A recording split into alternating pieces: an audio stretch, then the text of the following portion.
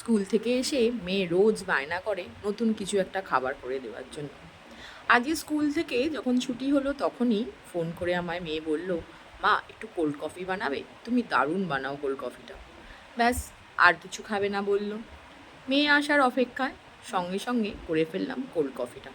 Cold coffee করার সময় আর video করার কেউ ছিল না, করে নেওয়ার পরেই আপনাদের একটু দেখালাম। কোল্ড কফির সাথে আমি একটু ওয়েফার্স আর আইসক্রিম দিয়েছি, যাতে ওর পেটটা ভরে যায়।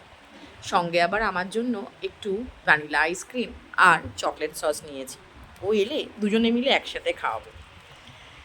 আপনারা আপনাদের ছেলেমেয়েরা স্কুল থেকে এলে কী খাওয়ান অবশ্যই কমেন্টে জানাবেন। এরকম মাঝে মাঝে একটু অন্যরকম খাবার দিলে ওদের যেরকম পেটটাও ভরে, মনটাও ভরে। সব সময় তো একই রকম খাবার বাচ্চাদের ভালো লাগে না। তাই সুন্দর করে একটু গার্নিশ করেও দিয়েছি, কারণ আমার মেয়ে সুন্দর করে প্রেজেন্টেশন করে দিলে ও ভীষণ ভালোবাসে খেতে। অবশ্যই জানাবেন কেমন লাগলো কমেন্টে।